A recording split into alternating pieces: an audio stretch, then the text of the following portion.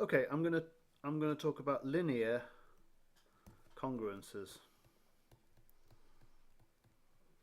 And basically, what this means is find x with ax equals b modulo n. You'll observe I can't just say x equals b over a. That's kind of nuts because a might not have an inverse modulo n. And we'll also see that we might find more than one solution sometimes.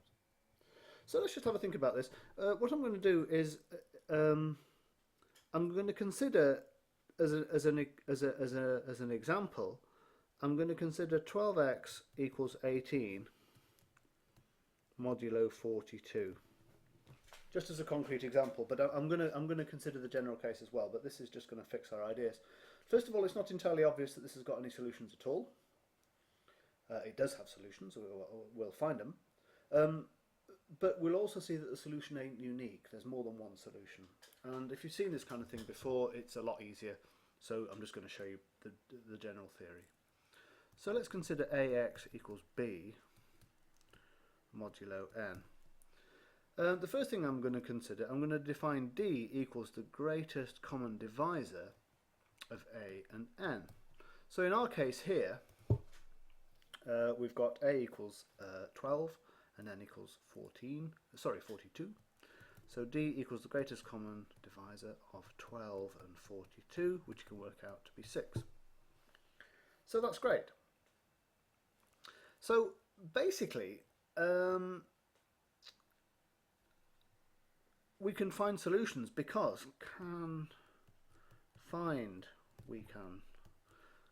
solutions because you can see that 6 divides 12 quite nicely. It goes in 3 times exactly, so that means that we can find solutions. If we had the equation ax equals b modulo n, I'll give you an example. Instead of 12x equals, instead of this example here, instead of 12x equals 18 modulo 42, if I had 12x equals 19 modulo 42, it should be obvious to you that you cannot find any solutions to that at all. You can't find any solutions to that at all because the right hand side is odd and the left hand side is always even. And also, if I say 12x equals, let's say, 20 modulo 42, you still won't be able to find any solutions because the left hand side is always a multiple of 3 and the right hand side is never a multiple of 3 modulo 42. So what I'm going to do is I'm going to assume that d divides b, and then we have solutions.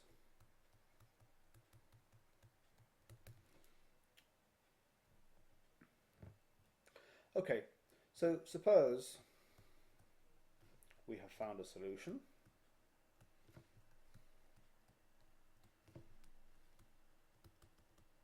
x0, so ax, let's try that again, ax0 equals b modulo n. Then I can find more solutions. x0 is a solution because I said it. x0 plus n over d. x0 plus 2n over d.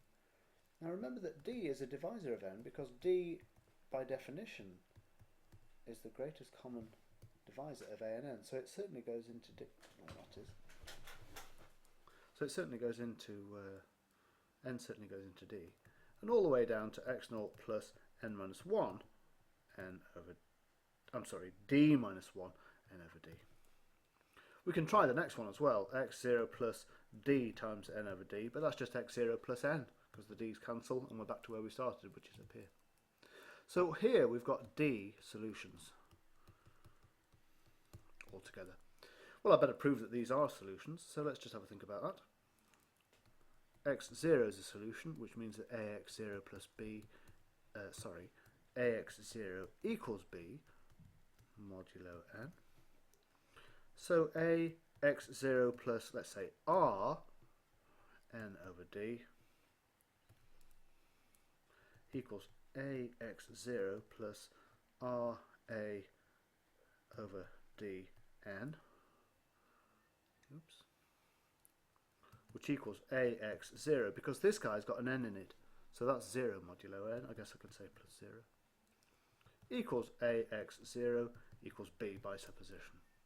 So if I can find a single solution here, then it means I can find a whole sequence of other solutions right down there. So let's go back to our example equation here. These ones didn't have solutions because the right hand side didn't divide the greatest common denominator, the greatest common divisor. So I'll go back to this one, 12x equals 18. Let's have a look at that. 12x equals 18 modulo 42. So let's try x equals 1. Well, that's no good, because 12 isn't equal to 18 modulo 2, so that's no good. X equals 2. Well, we've got 12 times 2 equals 24. That's no good because it's not equal to 18. X equals 3. 12 times 3 equals 36. That's no good.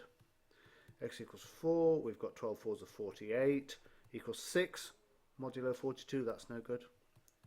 X equals 5. We've got 12 times 5 equals 60. Equals 60 take away 42 equals 18. Aha! That's a solution. So let's go through that again. We've got 12x equals 18 modulo 42. X equals, well, I guess you could start with x equals 0. No.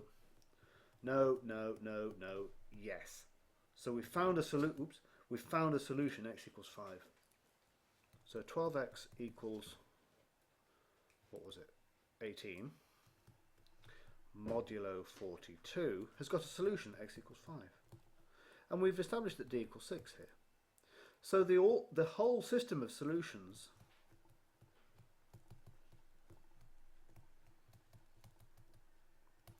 is x equals 5, 5 plus, and then you'll remember here when I created the new solutions, it was n over d times something. And what was n over d? N over d was 42 for n over d, which was 6. And then we've got 5 plus 42 over 6 times 2, and so forth. And of course 42 over 6 is equal to 7. So we've got x equals 5, 5 plus 7, 5 plus 14, 5 plus 21, and so forth. So let's just write them out. 5, 12, 19, see I'm adding 7 each time. 26 plus 7 is 33. Plus 7 is 40. Well, let's add 7 again. That's 47. But remember, we're considering modulo 42, so that drops back to 5 again because we can subtract our 42. So we've come back. So here is our system of solutions, and we should have found exactly 6 of them because 6 was the greatest common divisor of ax equals b modulo n. And so an was equal to 6, and we found 6 different solutions: 5, 12, 19, 26, 33 and 40. Right, I'm going to stop there.